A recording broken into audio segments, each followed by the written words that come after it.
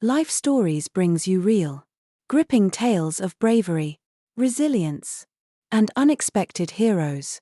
Today's story begins with a young boy, alone on the streets of Chicago, who stumbles upon a terrifying secret, a conversation that could change everything. With no one to trust and time running out, he faces a choice: stay silent or risk everything to save lives. What happens next is a race against time, a battle between fear and courage, and a lesson in how even the smallest voices can make the biggest impact. Subscribe now to Life Stories and let's begin today's story.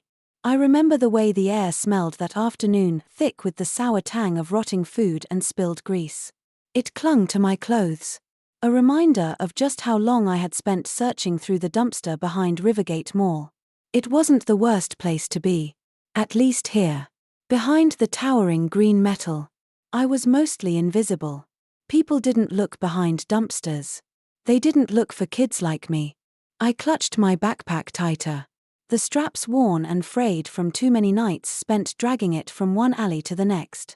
I hadn't eaten since yesterday morning, and my stomach twisted with hunger as I rummaged through a pile of discarded boxes, hoping for something, anything I could take. That was when I heard them. The sound of footsteps, sharp against the quiet, made my breath hitch. I froze, lowering myself further into the shadows, pressing my back against the cold metal. Through a small gap between the dumpster and the alley wall, I could see two men moving quickly. Something about them felt wrong. One wore a baseball cap, pulled low enough to hide most of his face. The other had a shaved head and a tattoo that curled around his neck, a snake, coiled and ready to strike. Their movements were hurried, purposeful, not like the usual drunks or wanderers who passed through here at night. "It's done," the man in the cap muttered. His voice was low, urgent. "You've got the timer set?" The tattooed man nodded, his hands buried deep in the pockets of his jacket. "Yeah. 30 minutes should be plenty. By then, everyone will be scrambling." Scrambling. Something cold spread through my chest. The man in the cap pulled out his phone, glancing at the screen. "They won't know what hit them. By the time they figure it out, it'll be too late." Too late. I didn't understand everything they were saying, but I understood enough. My hands tightened around my backpack as I shrank back, pressing myself into the corner, willing myself to disappear. The tattooed man looked toward the exit of the alley, his gaze sweeping the area. My heart slammed against my ribs. "Let's get out of here." I held my breath as they walked away, their voices fading into the city noise. I waited a few seconds, maybe longer, before finally daring to move. My hands were shaking. My legs felt weak. I had spent enough time on the streets to know when something wasn't right. And this was worse than anything I had ever stumbled into before. I wiped my clammy hands on my jeans, my mind racing. What should I do? Call the police? But I didn't have a phone. Even if I did, would they believe me? A kid with no home, no parents, no real proof, just a gut feeling and some overheard words. I peeked around the corner of the alley, scanning for the two men. They were gone. The street beyond was alive with the usual afternoon crowd, people shopping, laughing, walking in and out of the mall without a clue that something terrible might be about to happen. I swallowed hard and forced myself to take a step forward. Then another. The mall entrance loomed ahead, its glass doors reflecting the bright, cloudless sky. I had been inside a few times before, usually just long enough to warm up or grab leftovers from the food court tables before security shooed me away. Today, I wasn't here for food. I needed someone to listen. Near the information desk stood a security guard, tall, broad-shouldered, his grey uniform a little worn, but his badge gleaming under the fluorescent lights. A walkie-talkie crackled at his belt. His name tag read Frank Harris. He looked strict, but not unkind. I took a deep breath, my fingers clutching the straps of my backpack so tightly they ached. Every part of me screamed to turn around, to run. Adults didn't listen to kids like me. And if those men found out I had said something? I hesitated. Then I thought about the timer. 30 minutes. If I was wrong, I would get kicked out of the mall. But if I was right. And I said nothing. I didn't even want to think about what might happen. Gathering every ounce of courage I had left, I forced myself to walk forward. Each step felt heavier than the last, like my body was trying to hold me back. My sneakers squeaked against the polished floor as I reached the desk. The guard looked down, his brow furrowing slightly as he took in my messy hair, my scuffed jeans, the faded hoodie that was too thin for the season. "What's up, kid? You lost?" I shook my head quickly. "No, sir. I saw something." I glanced over my shoulder, suddenly feeling exposed, vulnerable. My voice dropped to a whisper. "Something bad?" His expression shifted, the skepticism in his eyes replaced by something else. Concern. He leaned forward slightly. "What do you mean? Bad? What did you see?" I hesitated. My throat felt dry, my heart pounding so loudly I was sure he could hear it. "There were these two men," I began, stumbling over my words. "Behind the mall, near the dumpsters. They were talking about something." "Something like what?" I swallowed hard. "Something about timers. And they left a bag." I saw it then, the flicker of doubt in his eyes. His lips pressed together, his jaw tensing. I could already feel the moment slipping away. Timers. A bag. A homeless kid claiming to overhear something suspicious.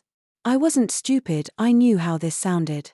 He rubbed the back of his neck, glancing toward the food court. "Look, kid. People leave stuff around all the time. It's probably nothing." I shook my head. Harder this time. "It's not nothing," I said, my voice rising. Panic crept in, tightening my chest. "I know what I heard. Please. You have to check." Something in my tone made him pause. For the first time in a long time, an adult was listening. "All right," he said finally, his voice softer. "Let's check it out."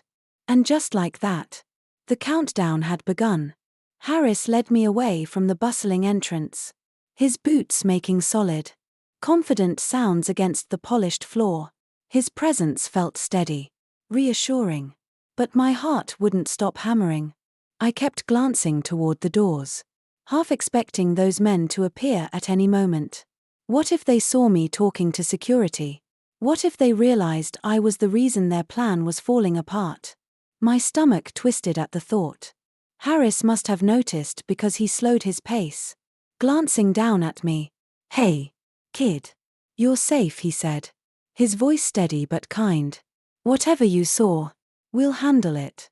"All right." I nodded. But the fear didn't go away. We stopped in a quieter hallway near the management office. Harris pulled out his walkie-talkie and pressed the button. "This is Harris. Possible suspicious package reported in the atrium. I need backup." His words made my breath catch. This was real now. The words were out there. A burst of static came through the device, followed by a voice. "Copy that. Harris. Sending someone over." Harris turned back to me. His expression had shifted, he wasn't just humoring me anymore. He was taking me seriously. "Okay, kid," he said, crouching slightly so we were at eye level. "Tell me exactly what you saw." I swallowed hard. "There were two men," I said. "They came from the alley behind the mall. One had a baseball cap. The other had a tattoo on his neck. They put a bag under a table in the atrium and said something about a timer. Then they left, fast." Harris's jaw tightened. He glanced toward the atrium, then back at me. "What did they say about the timer?" "They said 30 minutes should be plenty." A flicker of something passed through his eyes. A shift from skepticism to quiet alarm. He pressed the walkie-talkie again. "We need eyes on a black duffel bag in the atrium, near the food court. I want everyone moving now." "Confirmed. On it." The words came through, clipped and professional. But I could hear it now, that urgency that hadn't been there before. The air inside the mall was changing. I saw it in the way Harris straightened. His body suddenly more alert, more rigid. I saw it in the way his hand drifted toward the radio on his belt, his fingers tapping against the plastic casing. And then I felt it in the way people around us started to notice. Mall employees exchanged glances. Shoppers moved a little faster. Conversations hushed. It was like a shift in the atmosphere. Subtle but impossible to ignore. "What's going to happen?" I asked. My voice sounded small. Harris glanced down at me, his face unreadable. "We're going to find that bag," he said. "And we're going to make sure no one gets hurt." A second security guard appeared. A younger guy with a clean-cut look and a tense expression. "Got the report," he said to Harris. "What's the situation?" Harris jerked his head toward me. "Kid here says 2 men left a suspicious bag near the food court. Talking about a timer." The young guard's eyes widened slightly before he nodded. No questions. No hesitation. "What's the call?" he asked. Harris hesitated for only a second. Then he grabbed his radio again. "Rivergate Mall Security to CPD, we have a possible threat." Silence for half a second. Then, "This is CPD. Go ahead." Harris exhaled. "We have an unverified report of a suspicious package in the atrium. Possible connection to 2 unidentified individuals. We need assistance." "Understood. Units en route. Evacuation procedures?" Harris looked at the other guard. Then at me. His jaw clenched slightly. "Stand by," he said. His eyes locked onto mine. Searching. "You sure about what you heard?" I nodded. His shoulders squared. His decision was made. He turned back to his radio. "Initiate soft evacuation. Get staff moving people toward the exits quietly. No alarms yet." The second guard nodded and walked away, already speaking into his own radio. I swallowed. What if it's nothing? Harris gave me a long look. "Then I buy you a burger for the trouble." He put a firm hand on my shoulder. "But if it's not? Then you just saved a lot of lives, kid." And with that, the mall's quiet afternoon began to unravel. At first, no one noticed. The shoppers in Rivergate Mall went about their business, oblivious to the quiet but deliberate movements of the security staff. There was no announcement. No blaring alarms, just the gentle redirection of people away from the atrium. Away from the food court. I stood beside Harris near the management office, gripping the straps of my backpack as I watched it unfold. People left their tables. Parents gathered their kids. Employees at kiosks started closing up early. All without really understanding why. The ones who asked were given vague reassurances, just a minor security check. Nothing to worry about. But I knew better. Harris was trying to keep the panic at bay. But there was an undercurrent to his voice now. A quiet urgency that I recognized from living on the streets. It was the same tone people used when something was very wrong. But they didn't want to admit it yet. A sharp crackle came through his radio. "Harris. We have eyes on the bag. Black duffel. Under a table near the smoothie stand." My stomach twisted. "Copy," Harris said. "Anyone near it?" "Negative. It's isolated." A pause. Then, "Sir, we should move to full evac." Harris exhaled through his nose, his hand tightening around the radio. Then, for the first time, his face really changed. He wasn't just a mall security guard anymore. He was a man making a choice that could mean the difference between safety and disaster. I barely had time to process it before he pressed the button again. "This is Harris. Initiate full evacuation. Repeat, full evac. Move people out now." The second the words left his mouth, the entire energy of the mall shifted. A voice boomed over the loudspeakers. "Attention. Shoppers, please proceed to the nearest exit in an orderly fashion. This is an emergency evacuation. Remain calm." For a moment, there was only confusion. People paused mid-step, looking around. waiting for someone to tell them what was happening. Some thought they had misheard. Then the voice came again, stronger, sharper, and the tension snapped. The food court erupted into chaos. Shoppers scrambled for the exits, clutching children, pushing past tables. Some shouted.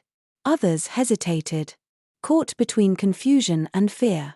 A woman near a boutique screamed for her daughter, her voice rising over the growing panic.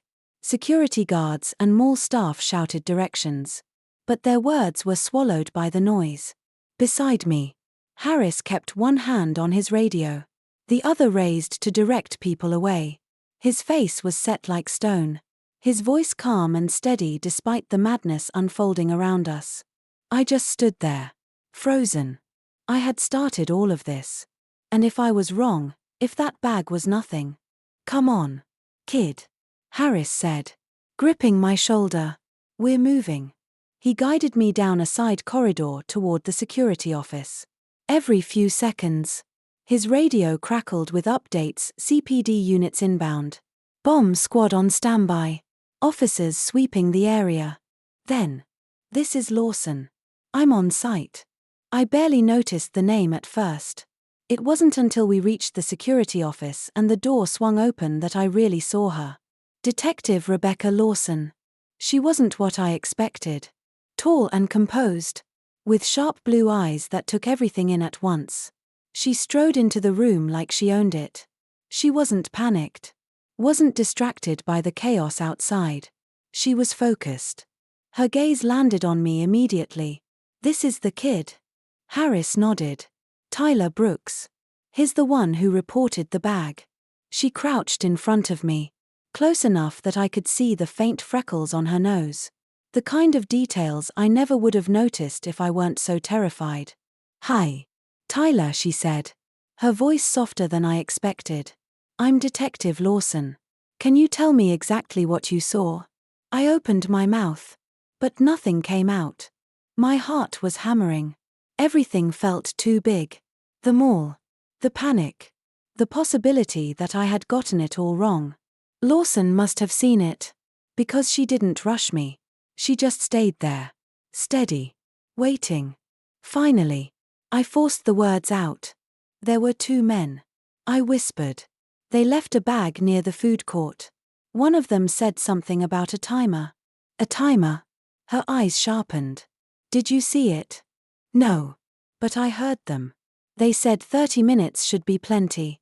And by the time they figure it out, it'll be too late." For the first time, Lawson's face changed. She straightened, already reaching for her radio. "This is Lawson," she said. Her voice clipped. "We need the bomb squad inside. Now." Outside, the crowd was still pouring toward the exits. The chaos hadn't stopped. And neither had the countdown. The walls of the security office felt too close, too stifling. The weight of everything that had happened in the last few minutes pressed down on me, making my chest tight. I was still trying to process the panic outside, the security guard's decision to evacuate. And now this, a real police detective standing in front of me, taking my words as seriously as if they had been written in stone. Lawson spoke into her radio, her voice even but urgent. "We have a credible threat. Bomb squad en route. Get a perimeter set, full sweep. Now." My stomach twisted. This was real. A part of me had still hoped I had been wrong. That maybe those men had been talking about something else. That maybe I'd misunderstood. But Lawson wasn't treating this like a misunderstanding. Neither was Harris. "Stay with him," Lawson told Harris, nodding in my direction. "I need to check the security feeds." I shifted on my feet. What if it's already too late? Her gaze snapped back to me. She didn't answer right away. Instead, she studied me, like she was calculating something. Then, to my surprise, she crouched down slightly, bringing herself closer to my level. "It's not too late," she said firmly. "You told us in time. We're going to stop this." She stood and turned toward the monitors in the corner of the room, where a security officer was already pulling up the mall's surveillance footage. Harris must have noticed the way I kept shifting because he nudged me toward a chair. Sit, he said. It wasn't an order. Exactly. But I sat anyway. My legs felt shaky. I stared at my hands while the adults worked around me. Voices clipped and precise. Harris was coordinating with officers outside while Lawson's sharp gaze scanned the security footage. The screens flickered between different parts of the mall, the atrium, the food court, the back alley where I had first seen the men. There, Lawson said, pointing. On the screen, two figures appeared near the entrance of the mall. The tattooed man. The guy in the baseball cap. My pulse jumped. They walked in casually, blending into the crowd. Then, at exactly 2:17 p.m., one of them set a black duffel bag under a table. I could barely breathe. That's them, I whispered. Lawson nodded. But instead of moving on, she rewound the footage, watching their movements before they entered the mall. She tracked them back to the alley, the same one where I had been hiding. The men had arrived in a white van. There were no license plates. I saw Lawson's expression harden. Then something happened on the screen that made my blood run cold. The tattooed man, before walking into the mall, had stopped right in front of the security camera and looked straight at it. Straight at me. A sick feeling crawled up my spine. Had he seen me? Did he know? Lawson was already moving. She grabbed her radio. Dispatch. I need an APB on a white, unmarked van. 2 suspects. Get eyes on any traffic cams near Rivergate Mall, find that van. Then she turned to Harris. Do we have an ID on the tattooed guy? Harris hesitated. Then his security officer pulled up another screen.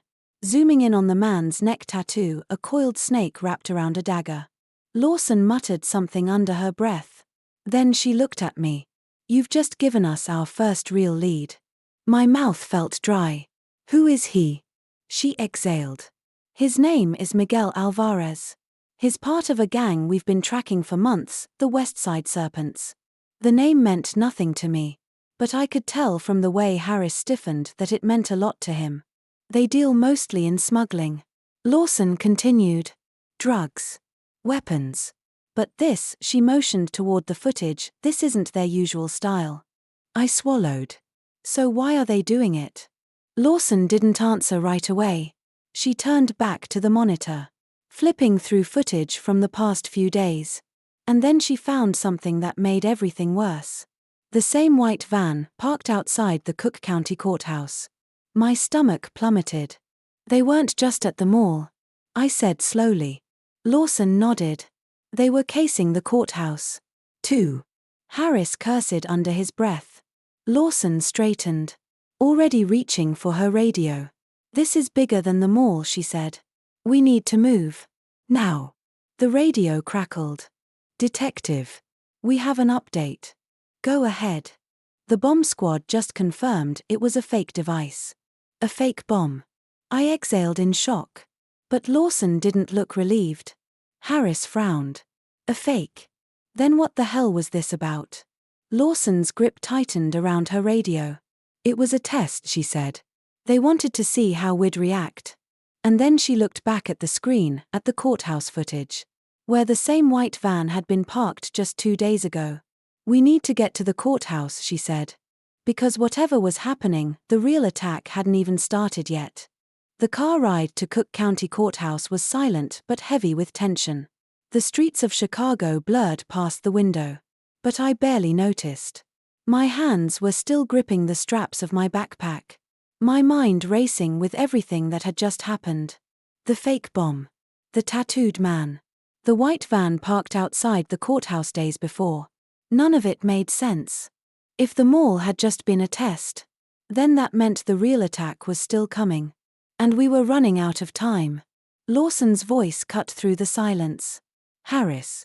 Get me an update on courthouse security. I want to know if anything unusual has been reported in the last 48 hours. Harris.